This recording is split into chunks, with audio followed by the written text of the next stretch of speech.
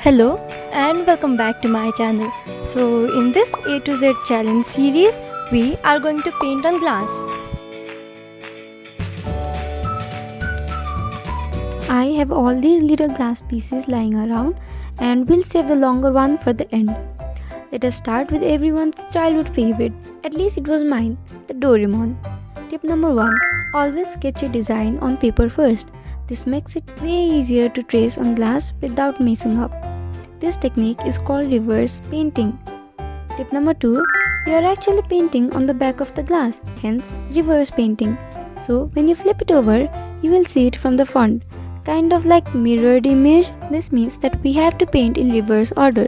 Outline first, then details, then background, which is the opposite of how we normally paint. So it's a little difficult. Okay, so are you ready for the final reveal?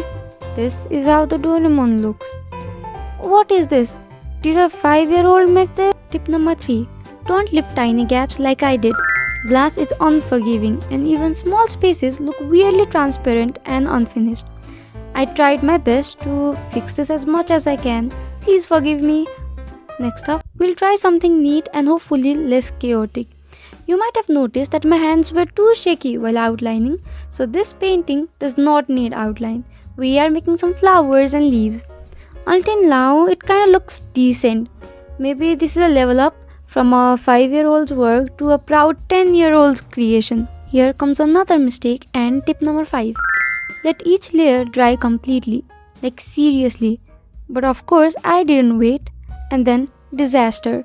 The black just smudged everything and it is totally a fail. So, here we are, 2 practice pieces. The only thing that can save me from this embarrassment is the final piece. I had to check if these fine liners are permanent, but turns out that they are not. I will not bore you with the paper sketch, so here you go. We are making a peacock. And I bought this permanent marker for the outlines. I'll show you that I have also learned how to outline quicker. See, now I can jump directly into painting. I have divided the upper body into different sections, so it gives kind of abstract art vibes. I started mixing different shades of blue directly on the glass. I really hope it gives a beautiful transition from dark to light. I had decided that I would do the final reveal at the end, but I want to see this so bad, so here you go. This is how the peacock looks right now. Wow, I love the colors. The feather has to be extra beautiful and I have to be extra careful not to mess up. I begin with the inner shape in dark blues. For the second shape from the inside. I don't know what it's called, but I decided to paint it teal and use a little close up. It is a sunny afternoon today, so the glass is reflecting light and making it difficult to shoot. I hope you are able to see it clearly. I realize it's easier to paint while holding the glass in my hands. So that's what I am doing here, and you get to see the focused version of me, like really focused. Next, I mix a lot of colors, green, blues and a little yellow.